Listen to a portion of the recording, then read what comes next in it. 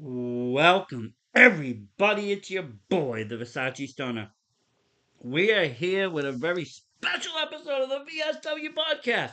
Tonight, we are speaking with New England All Star Wrestling Osiris. It's somebody that I've been watching for quite a couple years now. I saw him in NCW, and he just really kind of captivated me. Took some time, came back even more like gruesome, and we're gonna get into all that. Let's give him a call and let's talk to him, huh? Let's see here.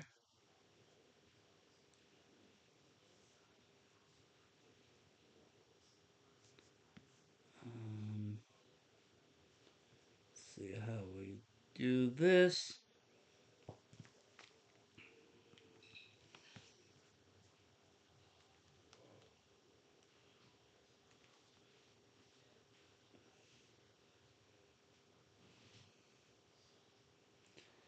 Hold on.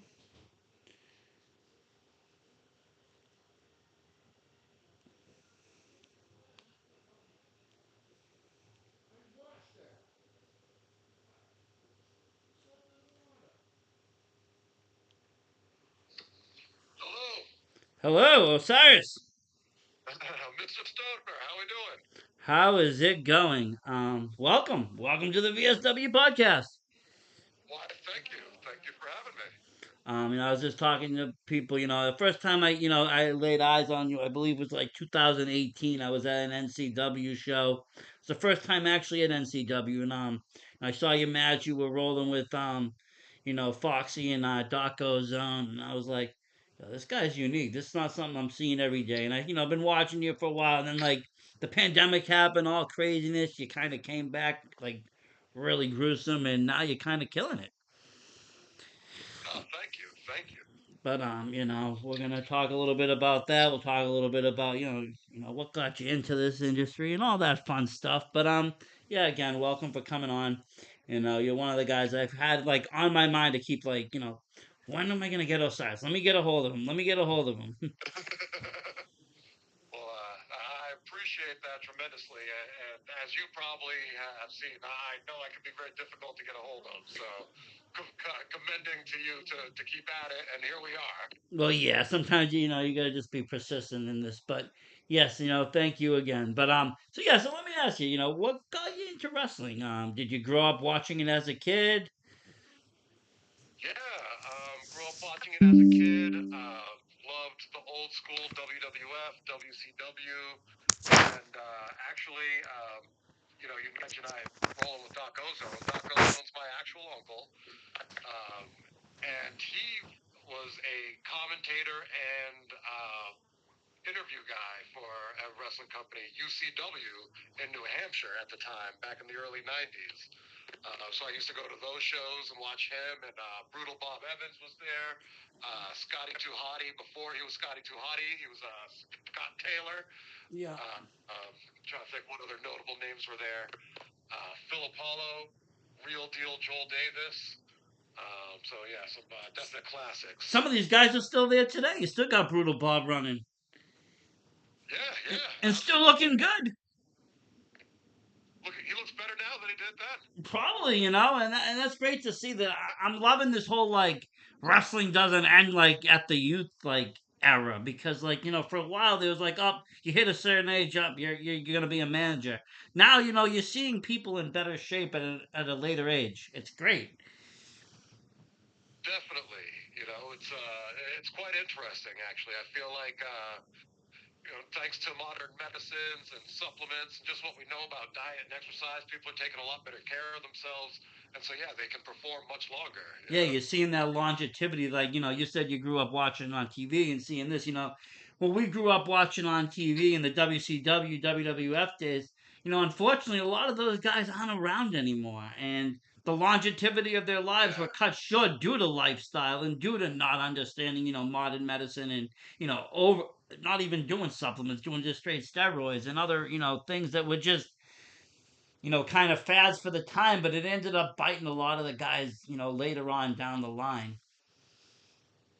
Definitely, you know, you had back then everyone was on that '80s diet of steroids and coke, and You know, no and one thought, oh, maybe it's a bad idea to enlarge your heart and speed it up at the same time. and I'll see sometimes I'll see I don't see it often anymore because you are right. A lot of people are more health conscious, but you will once in a while see some young kid in there and be like, I'm gonna do this, this, and this, and this, and I'm like, and you're gonna end up like Lex Luger. It's not gonna end well.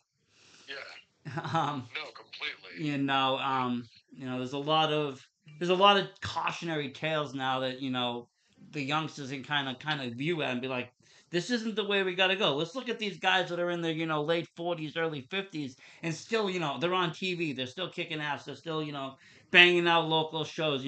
Sometimes 3 times in a weekend. Yeah, yeah. I mean, look at the Rock and Roll Express. I mean, they're still going strong. A lot of these guys, and it's great to see. So, you watch as a kid, your uncle was into it, he did the commentating, so you kind of had the in.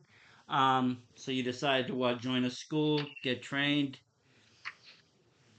Yes, I trained at Killer Kowalski's pro wrestling school.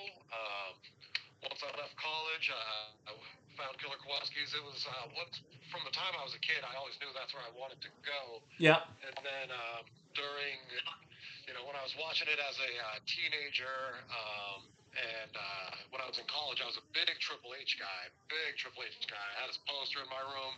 Used to have sex to his theme song, the whole deal. Yeah, yeah. And I, he's a Kowalski guy, so I was like, I got to be a Kowalski guy. Definitely, Um, definitely. and then, so for sure, and at that time, Slick Wagner Brown was the head trainer, and the first time I saw him in April at a show, like I was immediately mesmerized, and I was like, I want to be that, That's what, yeah, yeah, and but I mean, that's a great start right there. Is just the name Killer Kowalski. Just anybody that's been trained under him is just they have those solid foundations of what this industry is just built into them. Absolutely, I've talked to other people that have trained under him, and they're like, it didn't even matter where they were training. Some of them were in just a room with walls, and they were able to still learn the fundamentals of pro wrestling. definitely. Oh, it was such a different time period, man. I didn't even get into the ring for like a couple months when I first started training there. I'd be on the outside of the ring, like doing lockups and like some small chain stuff. It's like you had to earn your way to get into the ring. Yeah, yeah, no, and it was, and I think there was a lot of respect then. I mean, I'm not saying that it's a disrespectful industry now, but some of these old school trainers and teachers and guys that worked their way hard in the industries in the 70s and 80s when there wasn't a lot of money to be made. They weren't, Killer Kowalski, as good as he was, will never ever made Roman Reigns money. You know what I mean? Oh yeah, not even close. Wrestling wasn't that big then. It was big, but not that big. Right. So Well, you know, it's the world as a whole is different. I was just watching, or actually, I read an interview the other day. Charles Barkley was talking about the NBA league minimum right now is $925,000. That's the minimum. And Barkley said it great. He was like, you know what? He's like, you've got guys that should be janitors and plumbers making almost $1 million a year. But you think about his perspective back in his day, like, I mean, Jordan did. There were years Jordan didn't even make $1 million. no, and that's the best of the best of the best, and yes, I understand that the money over time it devalues or revalues, and what costed then 500,000 then's a million today and so forth. But Right. overall, wrestling wasn't such a paid sport. It wasn't drawing in fans. It wasn't getting the merch sales. It wasn't drawing in internet sales. There was no internet. So these guys, a lot of it, they worked their way through it, making minimum, and they did it with the passion, the love of the sport. And I felt like it brought a certain realm of respect when they went to go and train, because they're like, they're showing guys, listen, this isn't just all glitz and glass that you're seeing on WrestleMania. There's a lot of shit that goes into this to even get to even thinking about that point. Absolutely, you know, and especially at the time that I started training, WCW and ECW had just gone out of business, and so it's like, look, like you're gonna be on the Indies or it's WWE, like that's it. There's no other options. Yeah, at that point there was nothing, the big merge, and it's like, oh, well, this is nice. No, no, wait a minute, we got nothing, and Right. and it's great. Exactly. If you fast forward to today's wrestling scene, is totally different. There's multitudes of independent, and then you got multiple mainstream outlets that people are getting on. Yes, you've got WWE, you've got AEW, you've got MLW, you've got Impact. Like there are a lot of options out there. New Japan, Ring of it Honor, has a presence here in the states. Yeah, Ring of Honor. Like and then you got all the high end, indie promotions like Beyond Limitless that get another billion million views, going through yeah, IWTV. So absolutely. I'm actually right now, literally as we speak, I am sitting in my car in a parking lot in Worcester because once you and I finish, I'm going to go watch Wrestling Open, which is the sister company of Beyond. yep, great, great, show, and I actually, I heard that they actually do tryouts before the show with people, like, and if there's extras on the show, you can actually get on there. That's Really? tremendous. Yeah, that's what I heard when I read it not too long ago on the Twitter. Okay, I'm gonna have to find out about that. That's why I'm there tonight, just to kind of get an idea of what I hadn't really heard too much about it, and then I found out about the company and that it's Beyond blah blah blah, and I just recently got Thursday nights off, so I'm like, well, let me go check this place Check out it and see out. what the scoop is. As good as It's. everyone says. I tell you something. Wrestling Open's kind of like Beyond. Is a great promotion. I don't know if you've ever followed. I've followed the Indies now for a while, but Beyond's like like that premier A+ promotion. It's had Orange Cassidy. Yes, It's had the toppest indie talent that you could think of. So now right. you got another option now. Now you got Wrestling Open, which is also a mix of these great guys, but you also are getting people that are now on their way coming up. You got the Brett Ryan Goslings, you got the Channing Yes, Thomases, you got the guys that are just on the verge of busting out onto the mainstream. Now they have a exactly. place to get showcased and to get picked up and to get scooped. And you got all these great guys, and beyond just actually, they opened a school too attached to that. So now they're going to be in-house training as well, which is nice. Oh, Um, definitely. And it's one of those things, iron sharpens iron. So when you've got top talent working with top talent, you only get better. it is, and the exposure that these guys are getting is just great. Like years ago, like I said, you see guys like, that have been busting their ass on the indie scene. People like Perry Von Vicious, Rip Bison, guys, that have been just Yeah. working NCW, working all these different promotions, and now they're finally getting, noticed on IWTV. They're getting out there. They're getting, possibly picked up soon. Who knows? AEW is always picking up guys. It seems from New England. There's always somebody. Totally. I'm always seeing somebody I know on TV, which is, it's a beautiful thing. So, Absolutely. let's get back to you though for a sec. So now you right, you're training. You trained with Kowalski. Now you're ready to go. You're ready to hit the ropes. Where do you go? Yeah. So I trained with Kowalski for a year, and then the school actually shut down.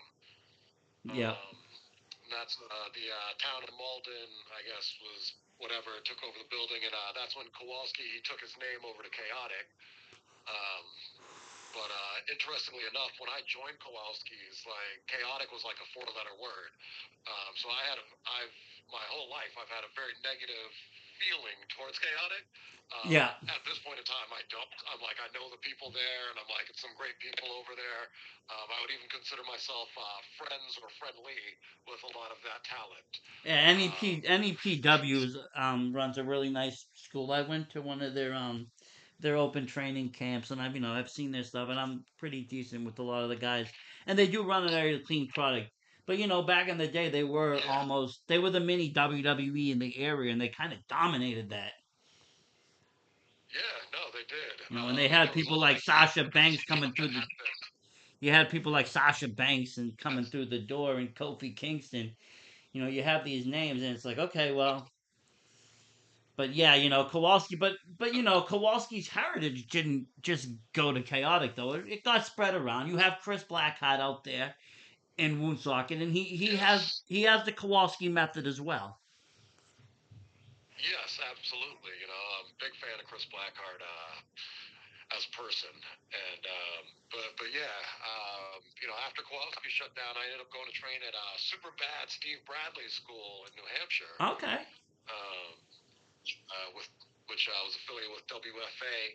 Um, and I trained there for about a year as well. And at that point, I was doing shows mainly in Maine. No pun intended. But that's really where I cut my teeth. Sonny Roselli and Larry Huntley. Yep. They gave me a great opportunity when I was new to the business. Um, they were running weekly shows in Buxton, Maine, and they were doing tours. They got me opportunities in Canada. I owe a lot to those two. They did a lot for me, particularly Sonny, when I was younger. Yep. So I have a lot of gratitude for those guys. And I mean, I was there so much. A lot of people thought that like that's where I was from, and I'm like, no, I'm from Waltham, Mass. Like, back then. But We're neighbors. I was a fan of Maine We're all neighbors. the I'm from time. Watertown, so Oh, nice, yeah. nice, exactly. But So yeah, neighbors. I'm no longer in Washington now, but yeah, at that time, that's where I was. yeah, But yeah, I was in Maine all the time. but you know what? And I know Larry a little bit, and I've seen some of his shows out there. He runs a nice show. He runs a nice product, and Yeah, he does. from what I've seen, they both do, and that's nice. And I think that's something that's kind of unique about New England. You don't really hear about it too much. Well, at least I haven't from people that I talk to out of here. They're like that New England kind of sticks together, where people in Maine will use people from all the way out into Jersey almost. Oh They're yeah, yeah. they're very fluid with the talent, and they're not like, well, you're from over here, we're not going to use you. No, like everybody's No, pretty friendly. absolutely. That's actually something I've noticed. Actually, it's interesting because I've traveled pretty much up and down the East Coast, everywhere from Florida to Maine to Canada. Um, and it's interesting actually how different places treat outsiders, we'll say. Um, and I've got to say, yeah, New England is very good about just being like, oh, like you're a wrestler. There is no outsider. It's just you're a wrestler. Um, Whereas, like, I find New York and New Jersey is very territorial over there. It's Yeah, it like, oh, is. like if you're a New Yorker or New Jerseyan, and you're in with them. And I lived in New York and I trained with the SATs for a number of years, so I made some great connections, thankfully, through them. So I was not treated as an outsider, but I've seen it, and I'm like, yeah, it's very interesting how territorial it is over there Yeah, compared to New England. But then you've got a place like Canada, and in Canada, if you're an American, you're instantly a big deal. yeah. Like, doesn't matter what level you're at. If you're an American and you're wrestling in Canada, they instantly think you're a big deal. Kind of like back in the day when like Americans would go to Japan to wrestle. You know. Yes, exactly. So I find that interesting. And then when I've wrestled down south, it's kind of funny. I feel like they're very, I've wrestled in Florida, South Carolina, and like a lot of backwoods areas. Yeah. And I find that they're very open to anyone coming in, but they take it very seriously. So it's like, oh, like if you're old school and you respect, then you're taken in and loved like a brother. But like, if you're not that, you are shunned and you are an outsider. It's kind of You interesting. gotta stay. You gotta be real when you're walking into the situation and stay real the whole time, or you're gonna get called out pretty much. Exactly, exactly. That makes sense. I got a friend that wrestles out of Kansas, and like it sounds pretty like sounds like the Oh, Wild West to me nice. when he tells me about the shows, because it's like I can imagine. like there's no bullshit happening. But Exactly. so you started, really coming on the scene. You started making names in Maine. Then, well, mass people in Mass started to pick you up, take notice. Yeah, I started wrestling for NEWA, Yep. New England Wrestling Alliance, which I mean, so many big names have come through there. Johnny Handsome, now known as is he Ivar from the Yep. Viking Raiders? Yeah. Um, it's funny now. I'm drawing a blank, but I'm like. So Teddy Goods came through there. Um, Brian Black came through there. Tommaso Ciampa A came lot of through there. lot of household names. Yeah, exactly. So it's kind of funny to think back in hindsight because at the time NEWA was like considered like just a step above a backyard company. Um, but you look at all those names that have come through there, it's like, oh, actually, you know, and George Carroll was the promoter, and he's now tied in with NXT, and you know, Yeah, so if you looking in hindsight, well, maybe it wasn't what we really thought, huh, guys? exactly, exactly. But yeah, I started wrestling for them. Then through them, that's how I got into NCW. Meeting JC Marks and Tim Kilgore. Tim Kilgore was really the guy that got me into NCW. Yep. And for the longest, I thought Kilgore ran NCW. I didn't even realize it was JC. Like I thought JC was just the commentator and the guy that handled the pay. He was like he played a good Vince McMahon in the '80s, early '90s role. He was kind of just that. Yes. You don't know who he is. Nobody's here, but yeah. Right. And when I came in, Exactly. I didn't even know that J.C. Marks had anything to do with it. I thought he was a commentator. You had the other president at the time, the big bald dude. Um, Oh, Dean the Beast. yeah, Dean the Beast. I thought he was the promoter. Right. So, Right.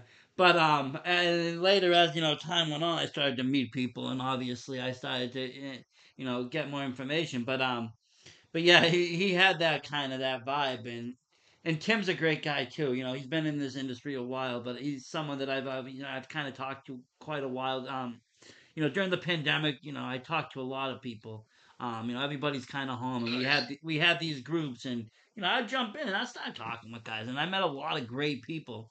A lot of them from NCW, Oh, that's awesome. a lot of them from RWA, and other promotions, and these guys are just at some point they're almost like family names because you mention the names. I'm like, well, I've seen them. I've seen them so many times, but I never saw Yes. them back then. So when you say like I had to go back in NCW time. I had to go back in their archives and back through fan footage to kind of see the earlier days because when I came into it, it was yes. 2018 already. So yeah, it was a very different product from when I started there in 2005. Yeah, I've seen it. I've seen the progressions. I've seen the videos that JC posts. I've seen older videos. I've seen what they posted on their channels. I've subscribed to their channels. Um, but yeah, it's one of those fun companies though. That no matter what, it's always progressing. It's always evolving, but it's also very stable. Definitely. No, I love NCW. It is my favorite company, hands down. It's funny, when I was younger and had aspirations of wrestling for WWE, I used to say to myself, like, oh man, I've got to figure out how to get it in my contract that I can still do stuff with NCW, Right, even right. on Monday Night Raw.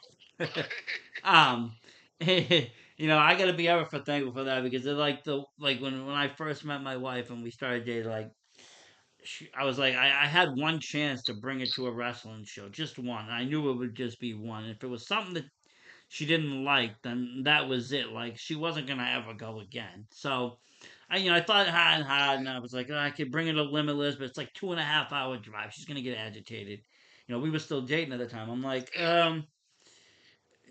and then I saw this place in Dedham. I saw Dedham, and I saw Dedham. I kept seeing Dedham over and over. And I'm like, this is close. They got the Chinese spot across the street. Can make a date night out of it. Let's make it happen. Right, right. So I bring her in there, and she fell in love with the product too, and she liked it, and she got into it, and she started liking the characters and the names and the guys. And Doc Ozone, when he came through the door that day, and he had his loudest suit on, and he was hugging everybody. She saw that all, and she gave the hug, and she's like, "This is awesome." And from that point on, she's no matter what, I can always get her to an NCW show now. Oh, that's awesome. That's awesome. I might not get it to every other promotion I can get to, but I can always get it when NCW comes to Dedham. She's in, and it's great to do and I can't wait this year because I want to bring my son. He hasn't been yet. He just turned. He's like 4.5 Oh, now. nice.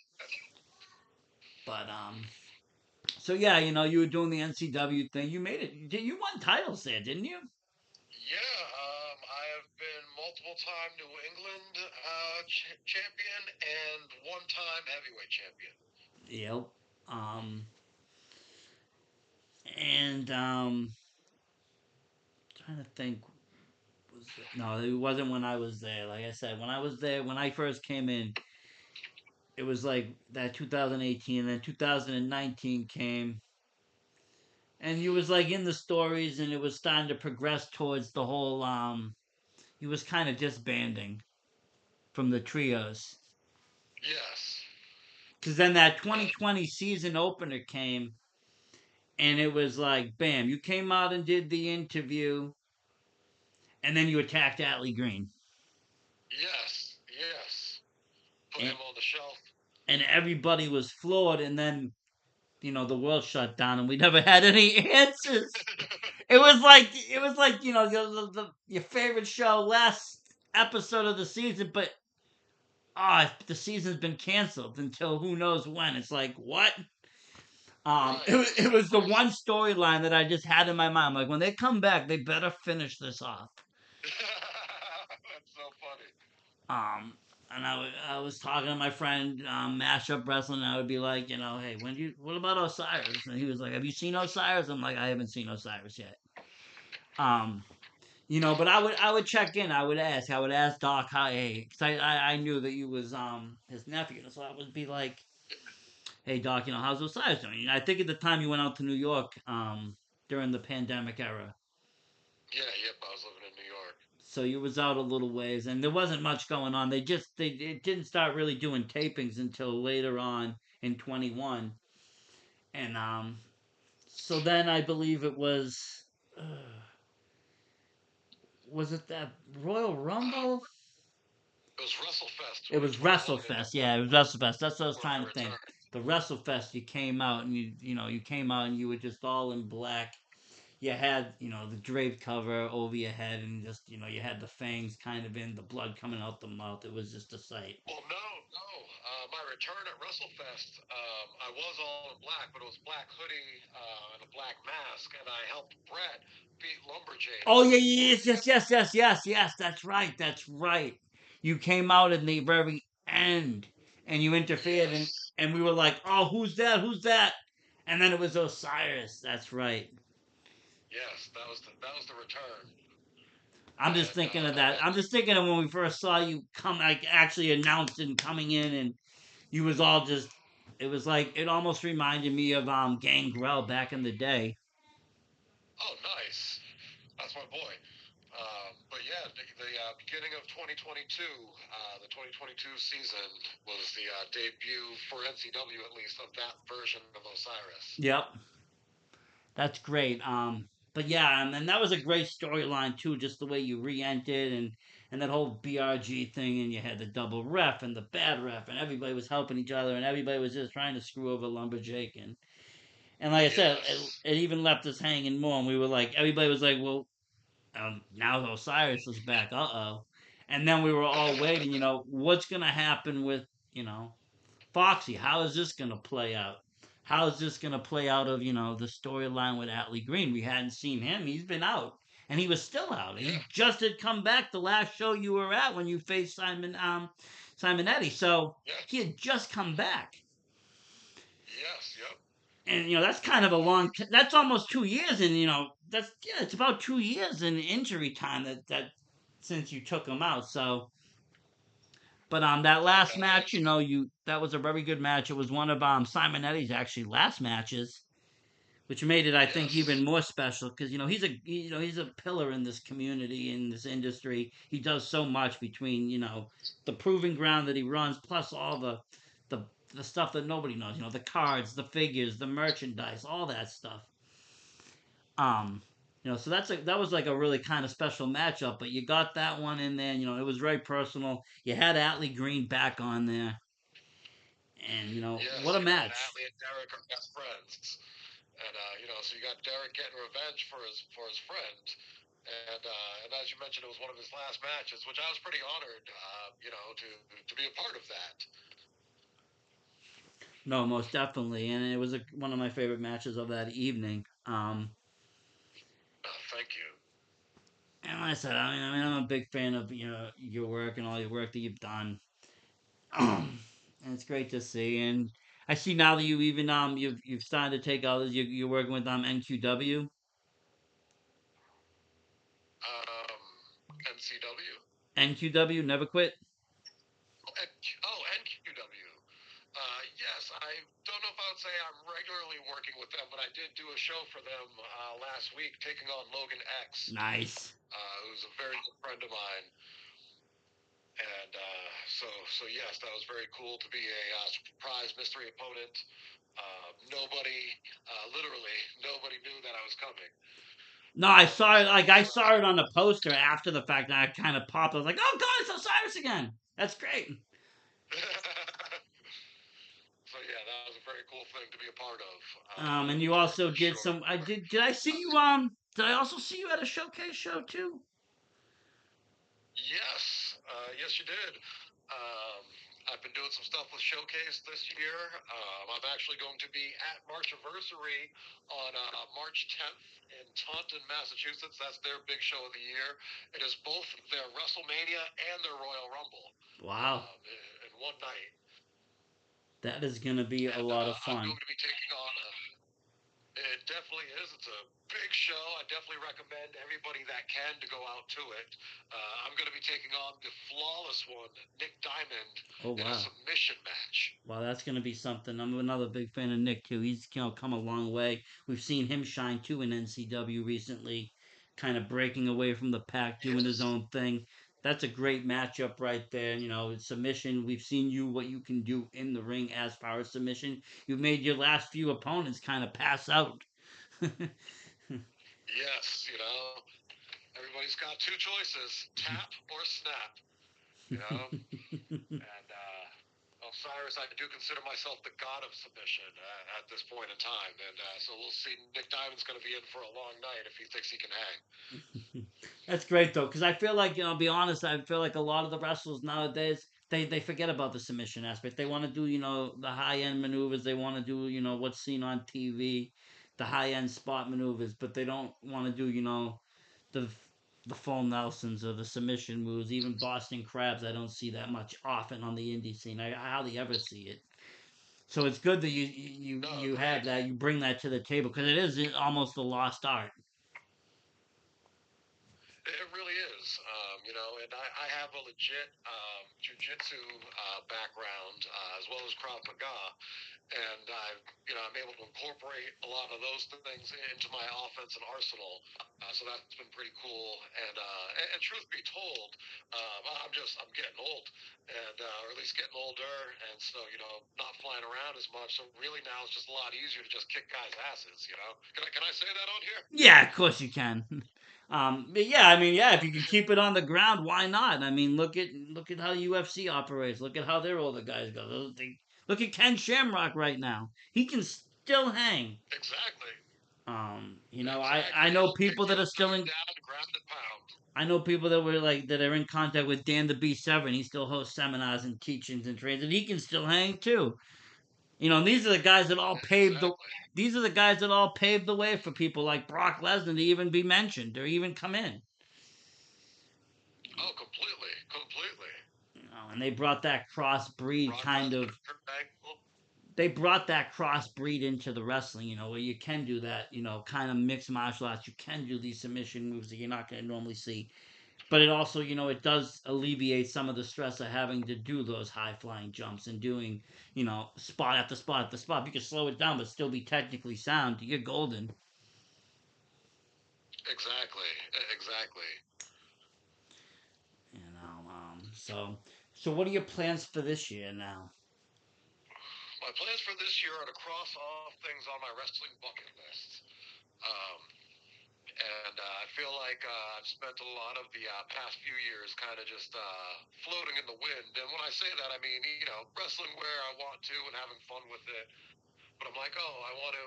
I have some specific goals of mine, some specific people that I want to wrestle. So I think I'm going to be spending a lot of this year chasing those things. One name that is at the forefront of my list right now actually is Sean Leader.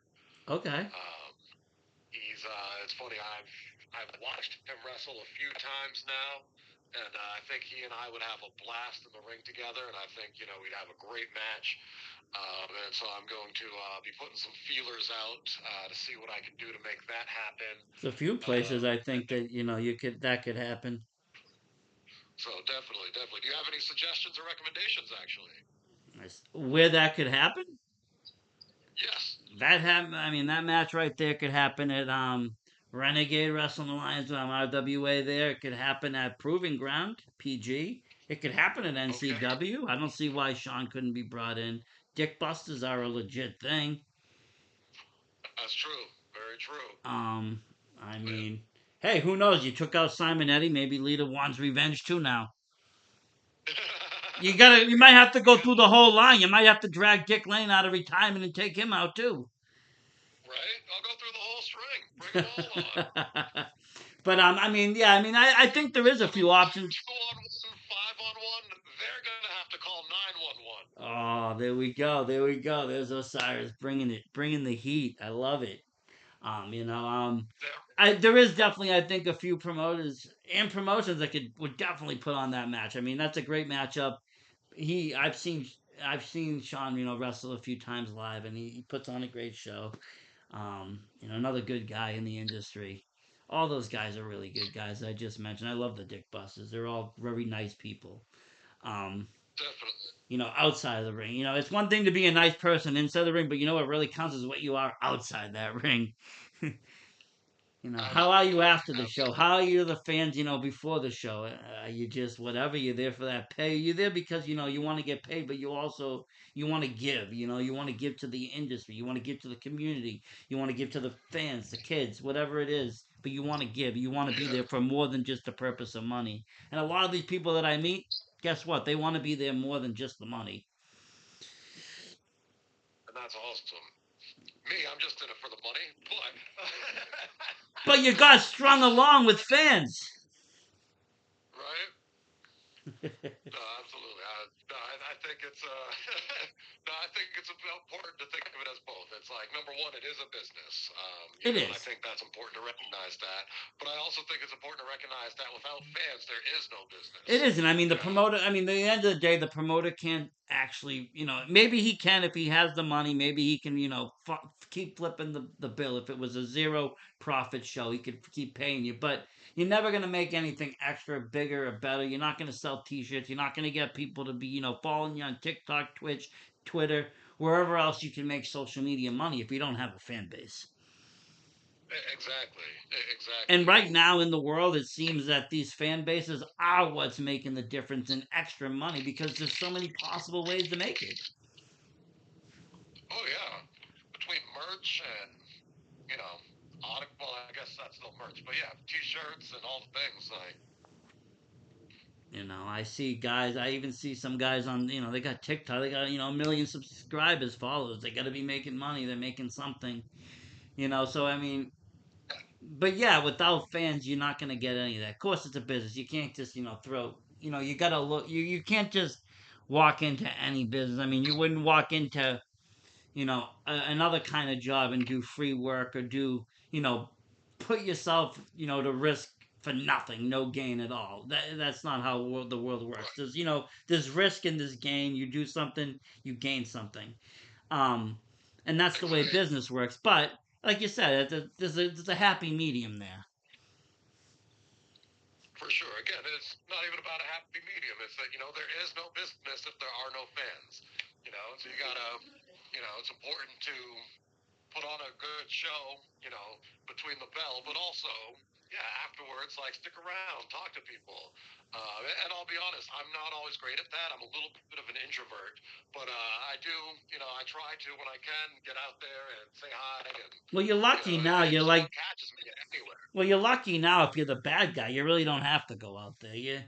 it's true. It's very true.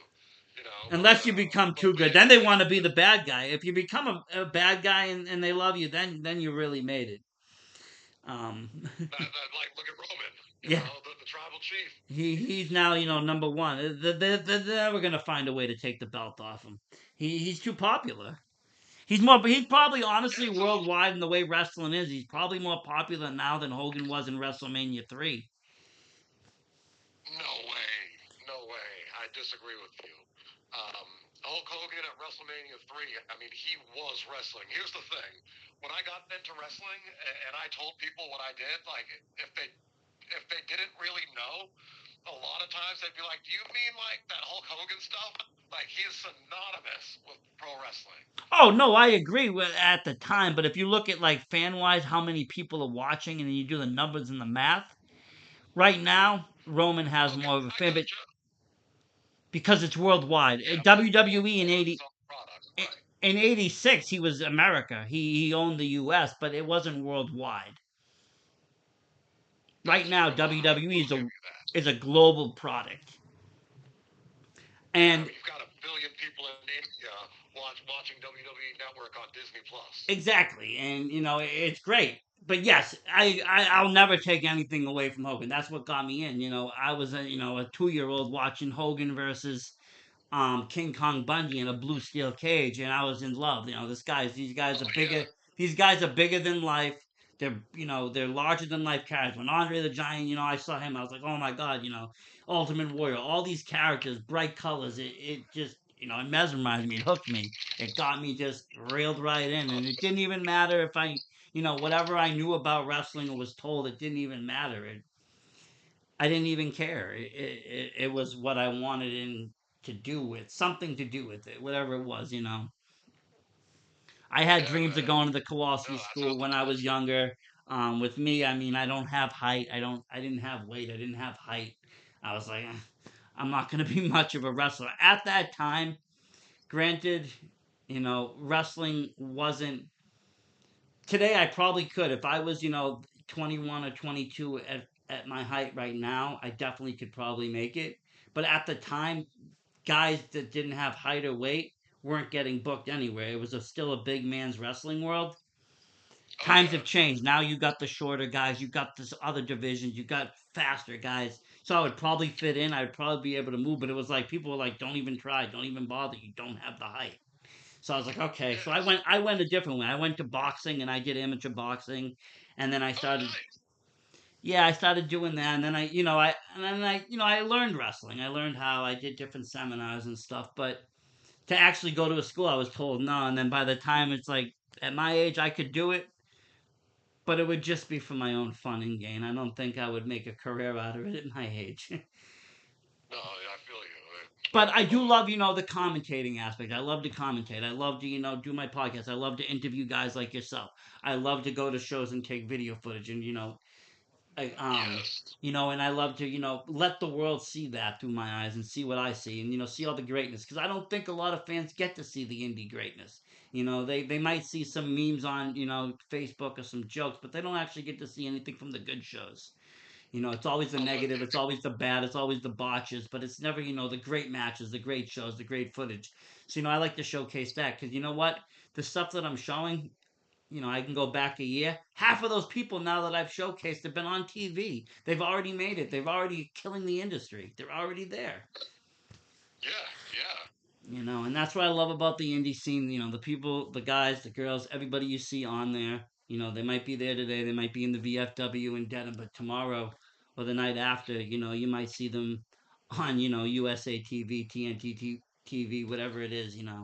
You might see them on Totally. your cable. And I've seen it. Like look at Becca. She's one of the people I've followed from that 2020 show that happened. I saw her step in.